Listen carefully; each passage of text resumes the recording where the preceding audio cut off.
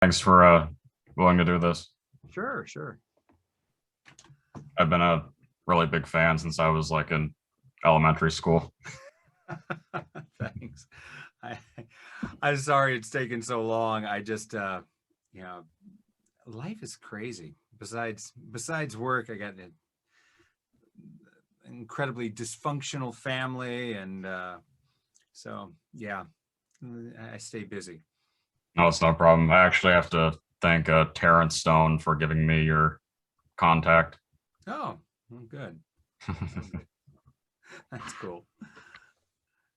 Yeah, I haven't seen well, I haven't seen anybody in a while, Right. but yeah, I haven't seen Terrence for a bit.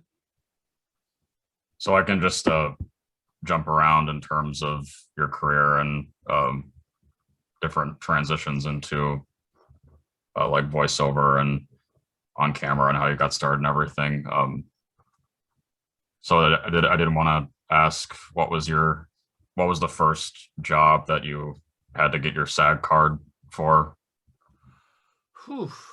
I actually,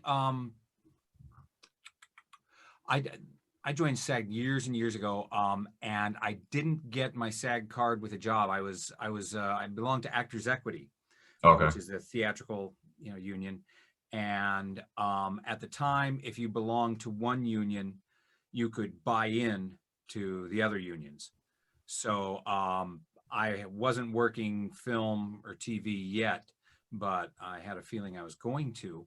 So I was equity, and so I just bought into SAG without having a job, and it actually worked out pretty well because I had it when I needed it.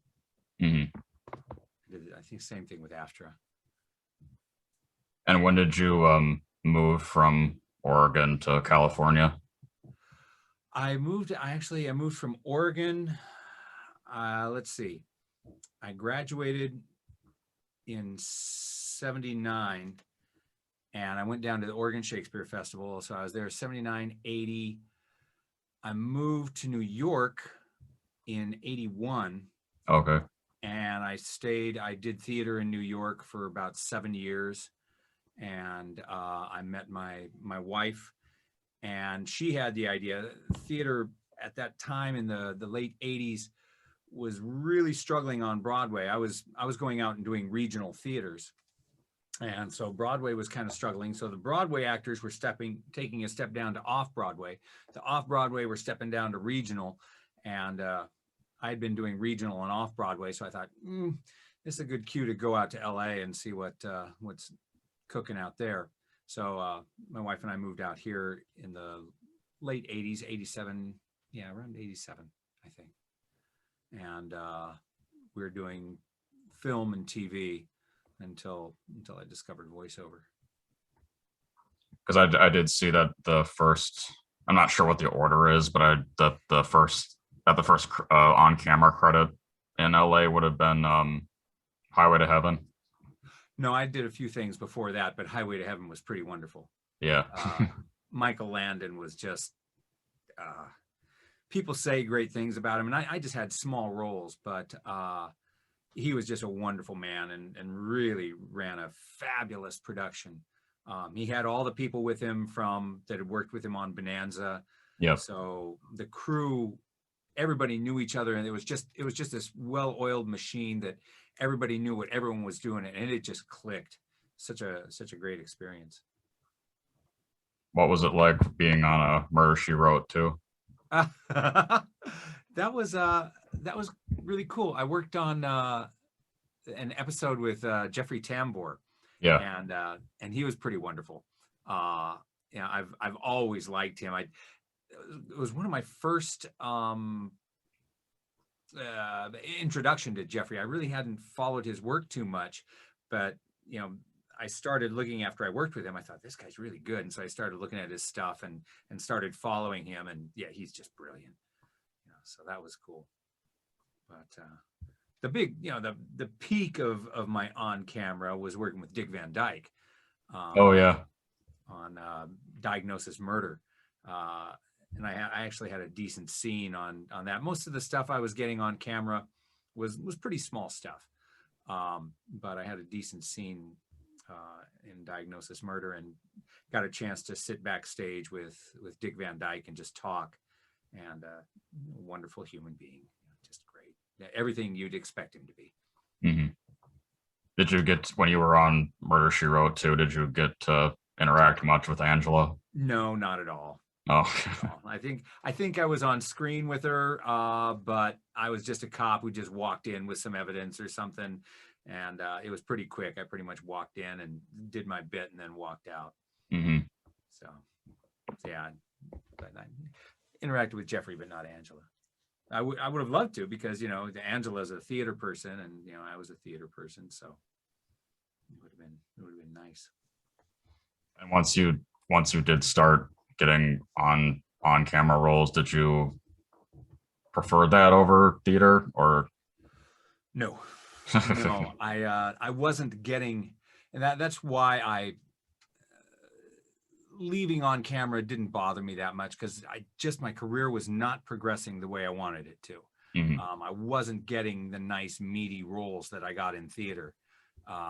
You get these great roles that have really nice progression, and I love the interaction with the audience. I did a lot of comedy, and and so the interaction with the audience is just, there's nothing like it. So maybe if I'd gotten larger roles on camera, I would have, stuck. But so when voiceover opened up, and I started getting the big meaty roles again, I went, oh, okay, well, here you go. There's something you can play with. Because there would be times when I would go in for an on-camera audition, and it would be just a couple of lines, and I'd blow it, and I'd come out thinking, I have no business being in this business if I can't even nail like a little 2-line audition. If I can't do that, I don't belong here. And so there were times when I was doing on camera that I just felt like, I can't act. I'm an idiot. I can't do this. And I never really felt that with theater or voiceover. I always felt, you blow auditions all the time, but I wouldn't come out feeling the way I did after a film audition. Plus, you rarely know how you did. They play their cards real close to the chest, or they say, oh, we just love you. Can't wait to work with you. You're so great. You never know how the audition went, whether they're, bubbling over or just complete stone face. Mm-hmm. So how did you make the transition into voiceover primarily then? I lived in Studio City, which is a suburb of LA. Yeah. And I was going to the dry cleaner one day and ran into a friend who I'd worked with at Oregon Shakespeare Festival, and he said, "You want to do cartoons?" I said, "Yeah," and it was anime. And so he brought me in, and at that time, dubbing was much more difficult than it is now. Now you're cued with beeps, and it's just a lot easier. And there's Pro Tools. So like if you miss a line, if you don't sync, perfectly, the engineer can slip it, slide it, cut it, make it fit. Then it was all on tape. So you had to hit the cue exactly. There was no sliding. There was no anything. You just had to hit it. And if you didn't do it, then you did it again until you hit it. And there was no beeps. You had to watch the time code and you had to memorize your line, memorize what time code you entered at, and then look down to the face to make sure that you were matching the lip flaps. Anyway, the first cue I did, I nailed it on the first take. And this guy said, "Oh, he's a prodigy. He's a prodigy." And he didn't say he was lucky. He was lucky, which is, what I was. I got lucky, and was able to hit it. But I did have an affinity. I'd always been a technical actor. There's the Brandos who are just total emotion and create it all out of, they build this character in their head. And then there's the technique actors, and that's what I was. So my style lent very well for voiceover. And the guy who got me in was Tom Weiner, who was Yep. he was huge at the time, and now he's doing mostly audiobooks, I think. Good guy, really good guy. Did a lot for me. So do you know what your first anime role would have been? I think it was on a show called, I don't know what the role was. It was just a little bit, because they brought me into a loop group, and there was Wendy Lee, who, God, what was I in? I was probably in my 30s, so she was, around similar age, a little younger, and just ridiculously beautiful at the time. And Doug Stone, and I can't remember the other people who were in on the loop group, but a bunch of the, I don't think Epcar was there, but the old time loopers were all there. It was a really good crew, and I think it was a show called Wowzer. Okay. But I don't remember the role at all. I have trouble enough remembering the roles I did yesterday. Well, because I know some early anime credits that I also actually like that you were a part of were things like Ixer One and Black Magic, and I know a really big central role early on too was in Blackjack. Oh yeah. That was a huge role. Yeah, that was very intimidating, and again, incredibly difficult, because it would be so much easier now to do it with beeps, where you're cued with beeps and things like that. But oh my God, all the medical dialogue and just getting through the vocabulary was pretty intense. Plus a great character. And yep. Yeah, Crispin's pissed at me for doing that role. He wanted that thing, but I don't think Crispin was in LA when I did that. No, he would have still been in New York. Yeah. And do you remember your approach at all to your character in Ninja Scroll, since that's a really iconic movie too? No. It's been so long ago. I don't. Most of my approach is with every character is it's pretty similar. Okay. And it's weird. When I was in acting school, I went 3 years at the University of Washington. It was a professional actor training program. They cast, you audition, they audition hundreds of actors, and they cast 15, and those 15 actors stay together for 3 years of school. Anyway, you learn a lot, because you're not dealing with new students coming into different acting classes all the time. You're working with this core group, and it was a very focused method. But one of the things they taught, and it's odd because you wouldn't think it would affect voiceover, but it was in movement class. And it was, we started out with mime, and then we got into what's called mask work. And mask work is where you start out with a neutral mask, which is absolutely no emotion on the mask at all, just a completely blank face, and you have to match your body to that. So you've got to lose all of your any of your little quirks, eccentricities, and you have to become completely neutral, get your body completely neutral to match the face. Then you start working into character masks, and your body has to match that face. Then you go into half masks. So you've got a character, and your body has to match the mask, and your voice has to match the mask. So all that's a long way of saying, when I see a character, I see the face, and I try to put that mask on and create, behind the mic, I'm incredibly physical. So I physicalize, and I try to create the voice that goes with that mask. So that's kind of how I go with each character, or every character that I attack. It's Mhm. how I go at him. And then based off of that, in terms of anime, do you think you could pick a single role where you had to get the most emotionally invested in? Hmm. My son was watching something recently, um, and I know I had to get. There was one just incredibly emotional scene in it, in Planetus, Oh yeah. um, and yeah, he just reminded me of it the other day. And yeah, that was one. I hate crying, Hmm. and that's one where I had to get really emotional and break down. But yeah, that one I thought turned out fairly well. But yeah, no, I hate crying.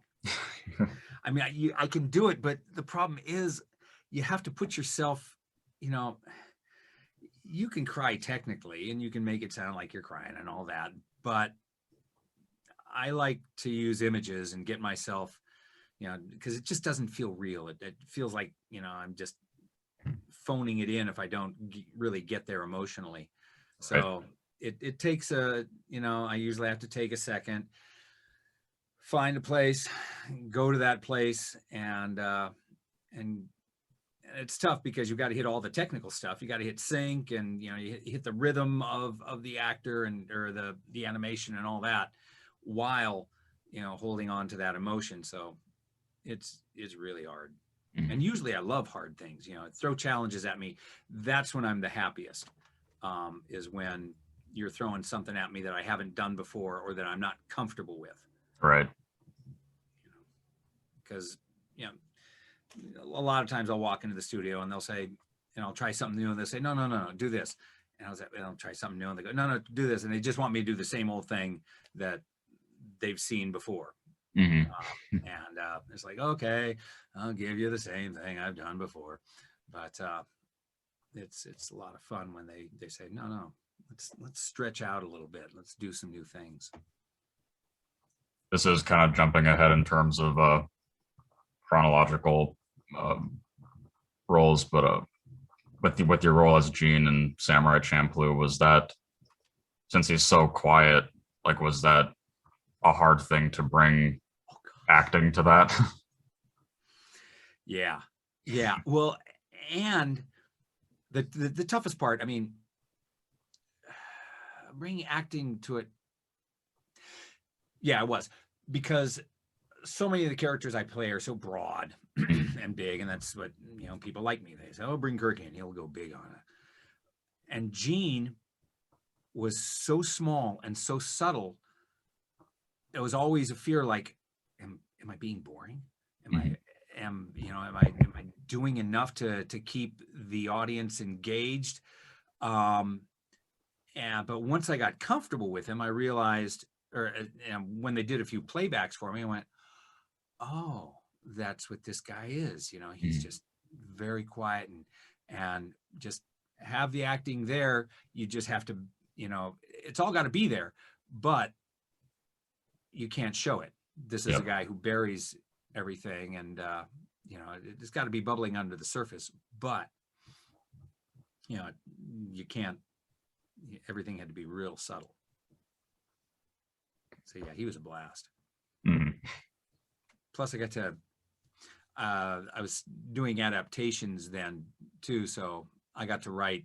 I think I wrote about half of those episodes. Oh, okay. So that was, or adapted them. I didn't write them, but so that was nice. And they were kind of cool.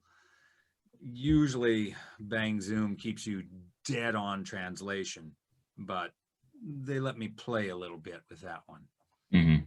You know, gave me a little bit of flexibility.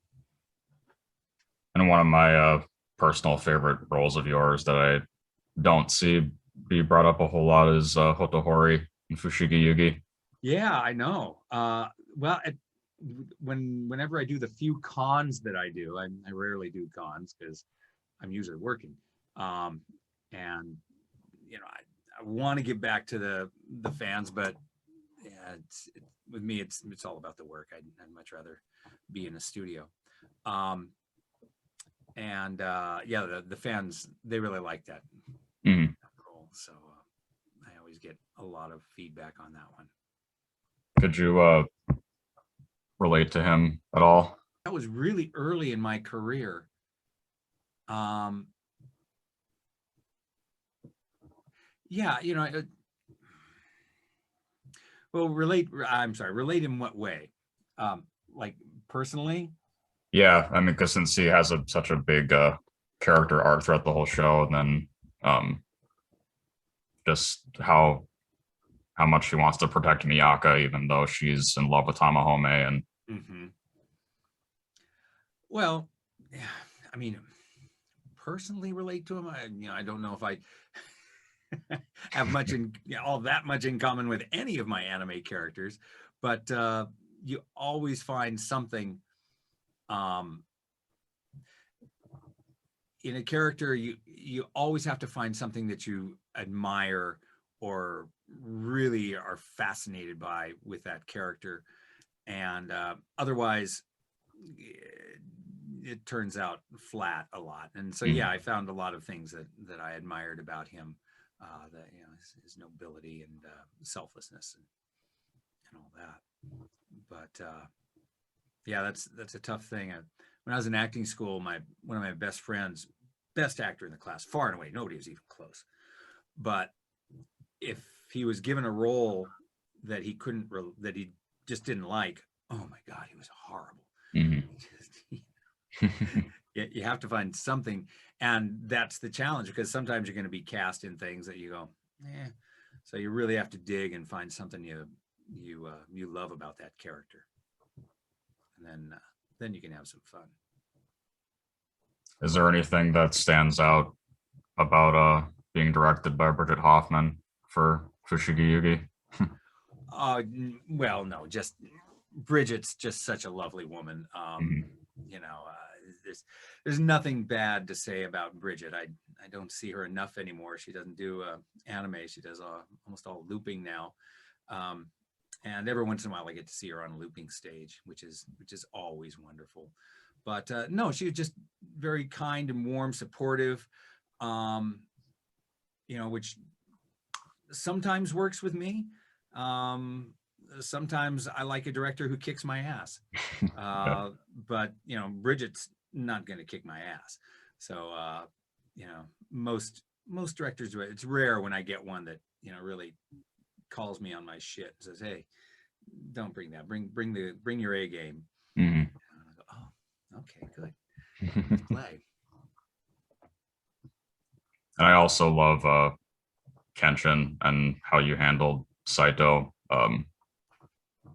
I guess what was because you were a different character in the first Samurai X and the whole story with that. Oh god, poor Mikey got in so much trouble for that. But we had a ball doing Samurai X. But yeah, I guess it was kind of irreverent. Um, but yeah, no, I know you love it when you get to play a badass. Mm. Um, it's just because there's so much there. A badass can do so many things, because they don't always have to play bad. Sometimes you can play opposite and do things, manipulate things that way. If you play badass who's trying to be good, what are his motives? Whereas leading men, they pretty much have to play it straight all the way. Mm. It's they got to be the good guy. But if there's an element of bad in him, Yep. And when I did talk to Dorothy Fawn and Richard Kentz, they said that dubbing Kenshin was one of the only experiences where people got together, like the cast was together sometimes. wow, in studio. Yeah. Gosh, I don't even remember that. I always remember being, huh. Huh? Yeah. Well, then that is rare because we always pass each other coming in and out of sessions, Hmm. but God, I don't remember doing that. Hmm. Hmm. But they both, if they both said it, I believe them. Okay. No, I remember working with Eric and Kayuko. I know Kayuko was in on almost all those sessions. His wife, and really keeping us close to the Japanese, Yep. which is good and bad. It's a skill, uh, but I prefer when they give me a little bit more freedom. I mean, I love a lot of the Japanese performances, Yep. but I also want to be able to have a little room to stretch myself. And sometimes they keep you really close. Sometimes they really ride you hard. I don't remember if they did on Kenshin, but I think they probably kept us fairly close on Kenshin, just because Kayuko was there, and she, which is a good thing. It's a skill to be able to do that. And I know too, at that same time was when you were Guile in the Street Fighter, some of those Mm-hmm. Street Fighter adaptations. Yeah, because it was the movie and the TV series, right? Yeah, yeah, yeah. That was a different studio.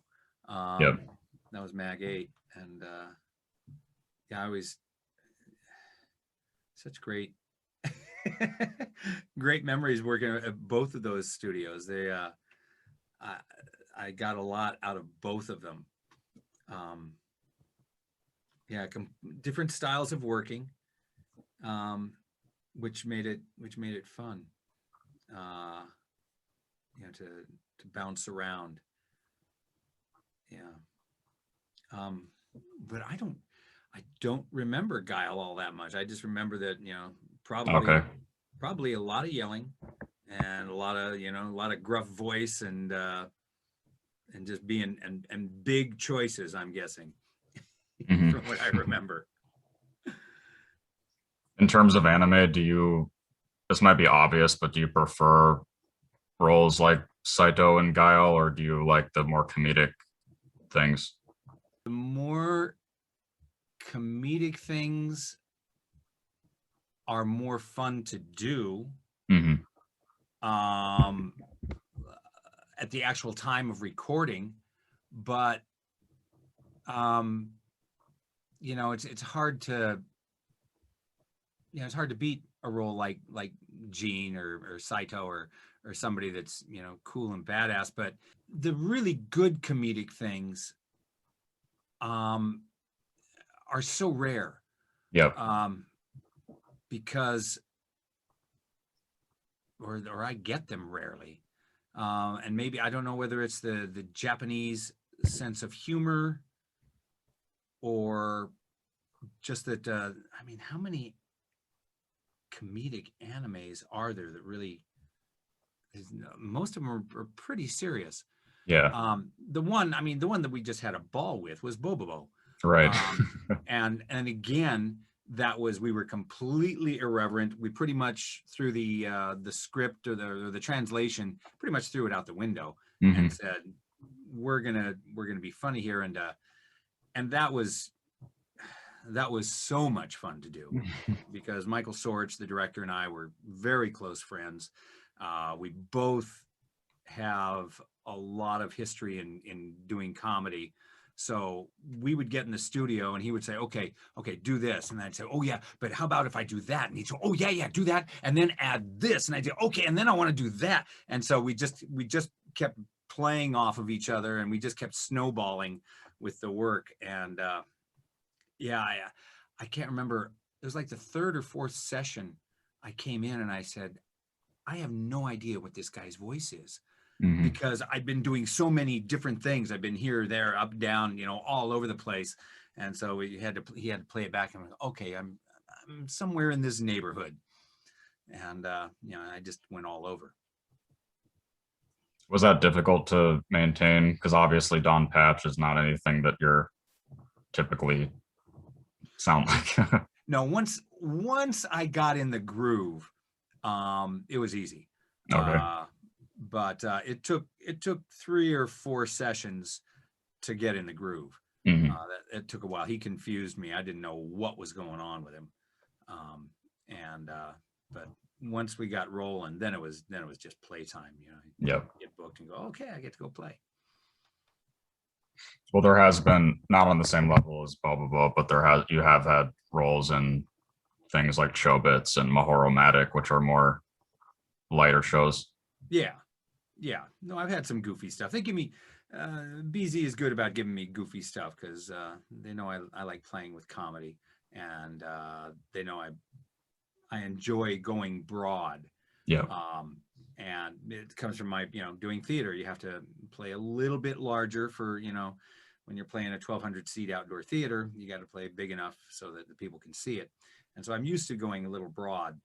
In fact, that was always one of the problems I had getting into film and TV when I was in New York. I had to study with a different acting teacher to say, hey, let's bring it down. Let's bring it down. Mhm. You're too big, too broad. Let's get those choices a little more intimate, a little more connected. And so now, and it's a good thing I did, because a lot of the work now is dubbing for Netflix and Yep. Amazon and HBO, and it's live action. So you've got to have real grounded performances. And some of the anime actors have difficulty bringing their performance down. I've been lucky, and I've gotten, a bunch of work with that live action dubbing, because I'm able to play it down some. Mhm. But I still enjoy those wacky, goofy characters. That's why doing Sonic Boom was so much fun, Mhm. because there was Cubot and there was Orbot, and it was the primary, but everybody in the cast had to do lots of little ancillary characters, and there was tons of room to play. So that show was a blast. It was so much fun. And Jack Fletcher is an incredible director, so he's just great to work for. We were just devastated when they said, no, we're canceling it. Oh, yeah. I think it was doing fairly well, but Sega just said, no, we're done. And in terms of Sonic, was that a really involved process to become the voice of Shadow? I mean, I always had to reference it to remind myself before the sessions, but not really. I'm not really good at impersonations.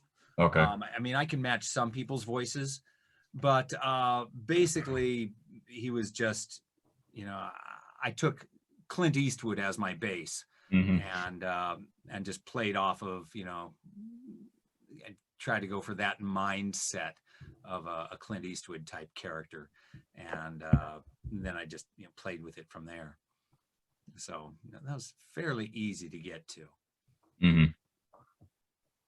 And you're still the voice of Shadow too, right? No, I think some stuff went down just recently. Oh, okay. And I think they went to Canada with it. Oh, I think, don't quote me on that, but that's what I heard. Everybody else in the cast was contacted, and I think my voicemail was full at the time. And anyway, they were talking to people about it, but yeah, I think that's what's going on. So okay. I may have lost Shadow. I may be done. And all good things come to an end. I love doing them, and I would continue doing them as long as they'd have me. But if he's gone, he's gone. And move on. Mhm. Grab something else. I do want to bring up Digimon, of course, since that's really fun to hear your performances in. It seems like that thing. It just seems like it never goes away. Right. Gosh, I can't remember when I was doing Digimon originally, but that was way back.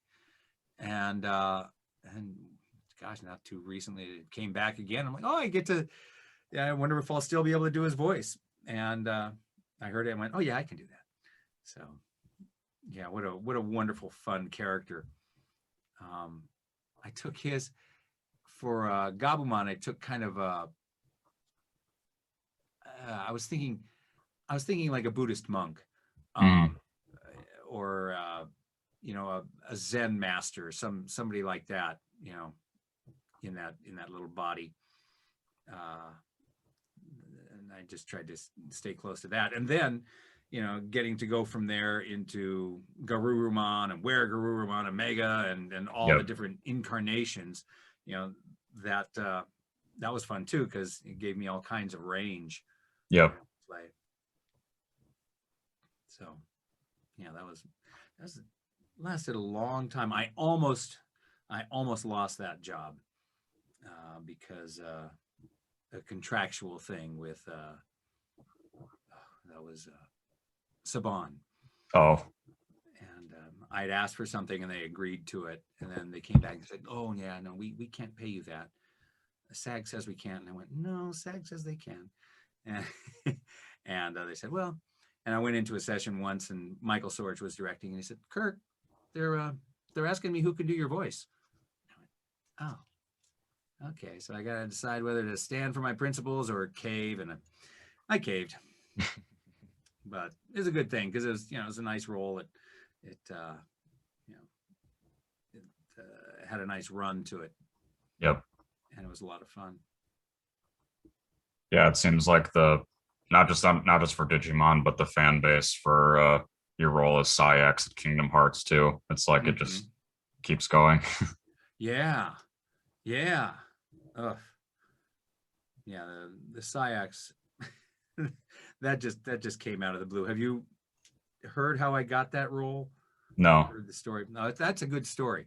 I got a call from Disney Character Voices, who I had never heard from before. Yep. And they said, well, we want to cast you as this role in Kingdom Hearts. Are you available? And I went, yeah, I'm available. And they go, okay. And then I get another call from them saying, we need to change your session. Is that okay? And I go, yeah, that's fine. And then I get another call. Yeah, we need to change your session again. Oh, sorry, yeah. And I the third call, I said, by the way, because I hadn't auditioned. Mm-hmm. I said, by the way, how did I get this role? And the guy went, huh, I don't know. And so I went, okay.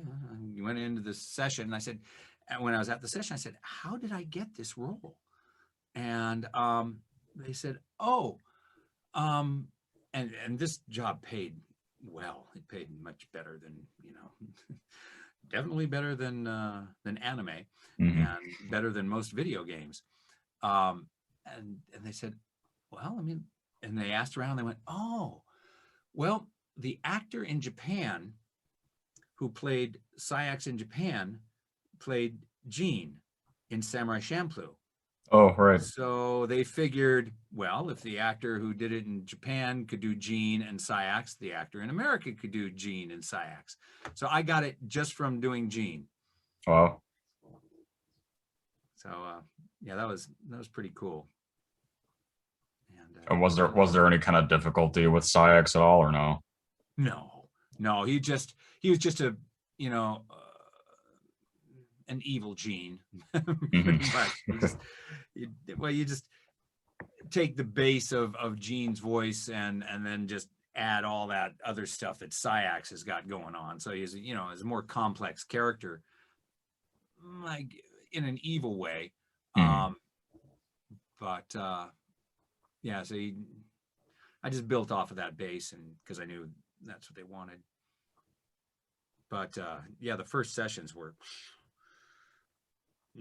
insane. You'd do a line, and there were like probably 8 to 10, maybe not 10, but like 8 Japanese clients, the director, the engineer. And so you do a line and the director will go, oh, that's great.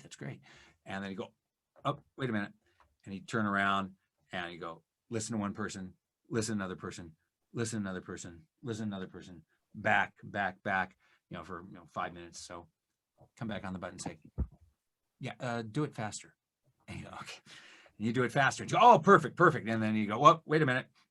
And then you'd go back and everybody would have a comment. And, they really wanted it specific. You're right. Very, very specific. So, yeah, that's the way the first session. And I was like, fine. You want to do 10 lines in an hour? I'm cool with that. I'll come back for as many sessions as you want. Mm-hmm. And in the topic of video games too, since I know that you've been in the Dynasty Warriors games for quite a long time, and everybody else that I've talked to who has been in those, like Julie Madalena and Terrence and Richard, they've all said that it was kind of more difficult because they were told to talk like the same way that they would talk way back then. So it was difficult to bring more emotion to that. Is that what you felt or remember too? No. No. Not at all. Well, I was classically trained with Shakespeare, the classics. Oregon Shakespeare for years. So to speak in a period manner, I had some really good teachers at the Oregon Shakespeare Festival who, taught me that the way you deliver Shakespeare is not to pontificate and say, I am speaking Shakespeare. It's to say, you say the words, but you say them, you bring them back. You bring them back and make them real base and very real. The language is speaking for itself. Mm-hmm. You don't have to try to speak the language the way you think it should be spoken. You just have to say the words. It's written that way. Right. So I try to bring it back and make it as real as possible. Of that said, though, my characters, one of them was so big and broad that, it didn't make any difference how I said it. I just barked everything out and bellowed and had a ball. But the other one was more classical. But no, I didn't have difficulty with that. I just, enjoyed playing with it. I love classical stuff. Mm-hmm. And, the challenge is to make it sound real. And so again, I love challenges. Right. So that was just great for the most part. And what about with the, or well, both of the dot hack series, when you had to come back as Orca in the GU games, when he doesn't really talk, he just makes the demonic sounds. Was that also difficult or no? Yeah. I mean, you would think it would be easy just making sounds, Mm-hmm. but you've got this, voice in the back of your head saying, well, it can't all just sound the same. You got to bring variety to it. And when you don't have words to play with, it becomes much more difficult. So that's a real challenge to do something like that. Mm-hmm. But you just, you bring as much as you can and then hope that the director has got a little something to add to flush it out, because all of us actors, we all have our limitations, and it's good to have a director who pushes you and says, no, I want you to go beyond those limitations, try this, think about that, plants different things in your head. All right. And is it accurate that for the original dot hack games that you were a ADR director too? God, for the games, I don't think I was. Okay. I don't think so. Especially with roles, I've got so many that fans will come up to me at a con and they'll say, "Oh, I loved you in this," and I'll go, "I did that," Mm-hmm. and because when I was doing theater, it seemed like the second I finished a show, I just dropped those lines, all those lines from my head. You know, you Right. spend days and days and hours memorizing them, but it seems like once you finish, boom, they're gone, and you move on to the next. And so that kind of carried over into anime. So sometimes, yeah, I forget that I did a role. Although once somebody had credited me with some role that I hadn't done. And they said, "Oh, you were great in this." And I said, "That guy doesn't look familiar." And, "Oh, no, sign my poster art. You were great in this." Yeah, I don't think so. And I was right. I hadn't done it because the actor who did it came up and said, "You signed a poster for this." And that was me. Oh, my fault, man. Yeah. And in terms of more recent anime roles, do you have much attachment with, or more attachment with your character in Code Geass or Sword Art Online? I really like Klein a lot. Mhm. So yeah, I'd have to say Klein. Okay. Just because he's such a doofus, you know. And you know, at my age to play a young guy like that, and get away with it. Yeah. that's fun. But I really like Klein a lot. And the director, Alex von David, is a lot of fun to work with. He always has a really, really clear vision of what he wants, which is great. Mhm. You know, sometimes when directors have and the thing is, he has a clear vision and yet he's flexible. So if I bring something else to it, he's like, oh, okay, hadn't thought about that. That's great. Some directors have such a narrow view of what they want, they won't let you play very much, and bring any of you to it. Make a new choice. Mhm. But Alex is great. And I know that you, in Demon Slayer, you get to play Tanjiro's dad. Mm-hmm. What is it like being directed by Steve Staley? No. Well, Steve and we've been friends for years and years and years. So yeah, and I think he's got his feet underneath him now. But at first, because I had directed for longer than he had, it was like when I first started directing, and I would direct Epcar or Wendy or any of these, the really established actors. I was a little tentative, and so he would at first, until he realized that I wanted to be directed, he was a little tentative, and now, yeah, no, he's great, and he comes right after me. He'll call me on my crap, and he's not afraid to direct me at all. That's good. Yeah. I worry about that sometimes. I didn't even take a role recently because I didn't know the director and the pay wasn't that great, and I thought, God, do I really want to do this and work with So I asked around, and I heard the director was. Originally, I said no, but I heard the director was good, and so I said, okay, I'll take a shot. But working with a new director can be trying. There's a director, Christy Reed, who used to direct for Bang Zoom. Now she directs at Nickelodeon. When she started directing, after the session, I went out, and she was at Bang Zoom, and I went out and I said, Eric, don't put me in anything with her ever again. Because she didn't know what she was doing, and she ripped my voice to shreds without any thought, and she was afraid to make the wrong choice, and so she would just have you do the cue again and again, and now she's a wonderful director. She's incredible. She's one of the best. But at the time I said, nope, don't ever put me with that director again. I've only done that a couple of times. And in terms of like really, really recent projects, I was just generally curious when you did get the role of Snake in One Punch Man.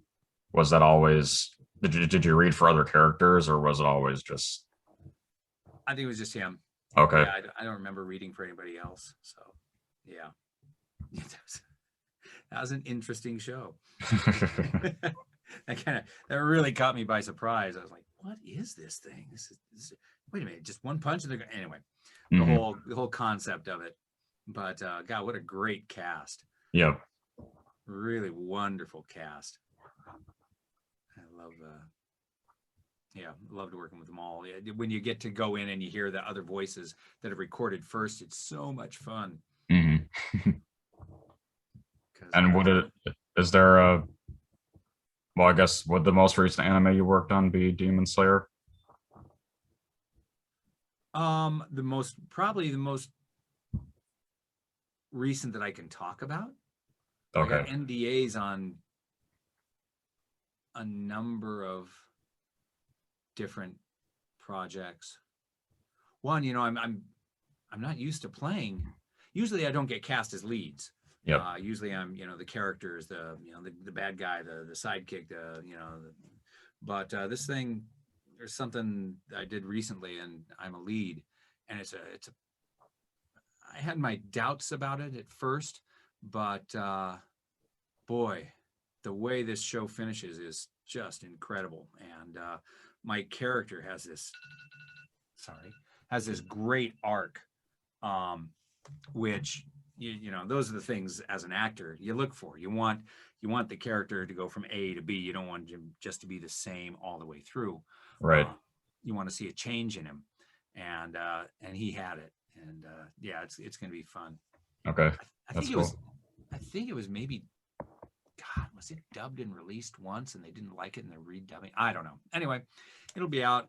I can't talk about it, but that's a real good one. That I can't talk about. But it'll be out on Netflix. Okay. So. And in terms of ADR, I was curious if there was any specific story because I did see that you did ADR for Driver and Last House on the Left. Oh, yeah. I mean, I've been doing lots of God, thank God. COVID, I've been getting a fair amount of ADR loop jobs, and they're great because unlike anime, you hate to bring it down to financial, but financially they're great, and since it's all improvisation, you really have to kind of come in with your A game ready to go, and you have to go out and do research and be prepped. Like Last House, where did Last House on the Left take place? I can't remember, but you have to do your research on the location and all kinds of stuff. So it takes hours of work before you get into the studio, just to be ready to go with those, even though most of the time your voice is never heard. Every once in a while I get a newscaster that'll pop out or something like that, or a special, or sometimes they want a character replaced and you'll revoice a character, but most of the time you're just in the background, pretty much indistinguishable. Although my daughter is really good at I was watching something on Netflix last night. Did you do such and such movie? I go, yeah, I did. Say, I heard you. Yeah. So I guess in terms of ADR, just in general, have you ever gotten to work with or interact with any major on-camera people? Gosh, on the ADR stage,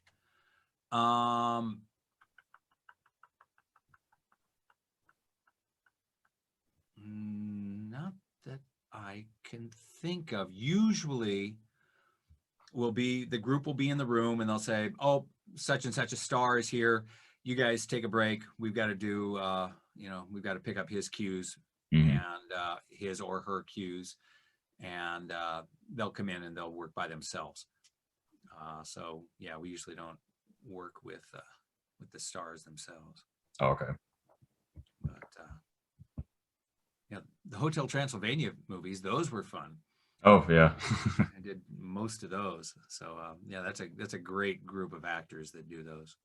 Well, yeah, one of the there's a story that I have that I've told this to when I did interviews with Wendy and Steve Staley and Bridget. I told them this as well.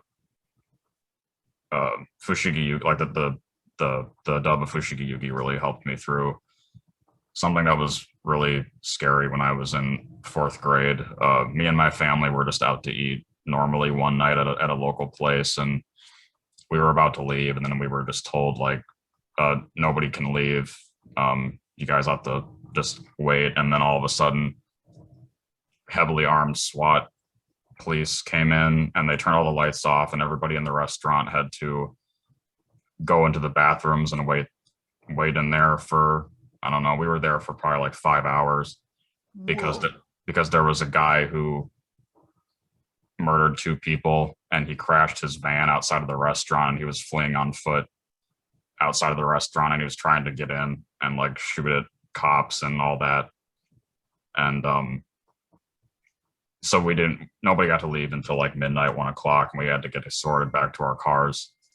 And at that same time, I was renting Fushigi Yuugi through Blockbuster, and that was the main thing that I watched to like help me get over that. So I know if I didn't have that, then I don't know how I would have gotten over it as like a 8 or 9 year old. Holy, I mean, so few people. You hear about things like that, but so few people have lived through something like that. Mm-hmm. That's just so intense. I can't imagine. Wow. Yeah. Huh. That's and how old were you? Whatever fourth grade is, like Uh-huh. 8 or 9, whatever. Mm-hmm. Gosh. That's just amazing. What an incredible story. Yeah. So I know, but I mean, I just wanted to thank you, like I thank the other people I talked to for being a part of that and helping me get through that. Oh, that's so great. You know, it's a nice thing about an anime. You hear stories like this sometimes of an anime helping somebody get through a difficult time. Uh, it's incredible. We normally don't think of our work that way. Right. I think of it. It's a job. I go in and I do my job, and I forget, that sometimes when you're doing theater, you're affecting people right there because they're there. You hear it, but you do a performance and there's silence, and so you just go, okay, I did my performance. Mhm. And you forget that it has an effect.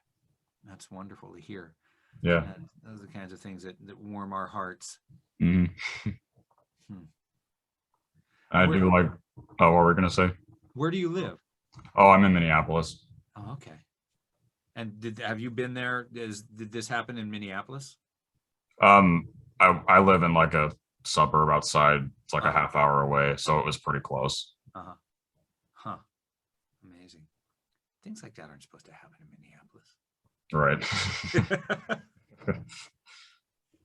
But anyway, I do like to end every interview I do with asking, what do you want your legacy to be? With every role that I did, I want to be known for leaving it all on the table. Mhm. I want to be known for just giving it everything I had, not holding anything back. There's not a particular character I want to be known for. I just want to be known for the energy that I would bring to a project, and the integrity. I would love to be known for for the energy and integrity that I bring, Mhm. or that I try to bring. Mhm. Sometimes you don't hit it. Sometimes you lapse, but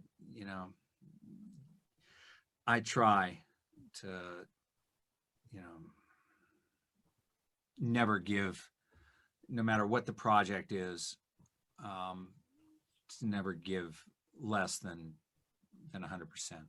Right. You know, there's some people who can do that. You know, you're not going to pay me much. Okay, well, I'll give you this much. So I, you know, whatever you pay me, it doesn't matter. I do it because I love doing it. You know, and I should do it more for the fans, but I kind of just I do it for me. That I don't care. That's why another reason why I don't do the cons as much is because the adoration, the respect, it's nice, but you know, I'm doing it because I have standards that I hold myself to and that I want to reach. Mhm. And if the fans didn't like me, well, I guess I wouldn't get hired, but I would still do it my way. Well, thanks. I'm glad that we finally got to do this. Yeah, me too. Yeah. Sorry, I'm so hard to pin down. Oh, it's okay. I can once I have it up on YouTube, I can send it to you if you want. Sure. Okay. And who you got coming up in the future? Anyone I know? Yeah, on Monday I'm supposed to do Kari Walgren. Whoa! Oh, Kari's fabulous. Yeah. Oh, yeah. Oh, that's great. Yeah. Oh, congratulations on doing Kari. Oh, that's wonderful. Good for Thanks. you. Yeah. Yeah, And it should I'm be a lot of fun. Yeah. And She's got all kinds of things going on. I've been in process trying to get Brienne Sedal too. I know that she just kind of been out of the picture for a while, but I've been in contact with her, and I just did Bridget like last week too. Oh, So really? yeah. Oh, good. Oh, Bridget's such a lovely woman. Yeah. Well, thanks.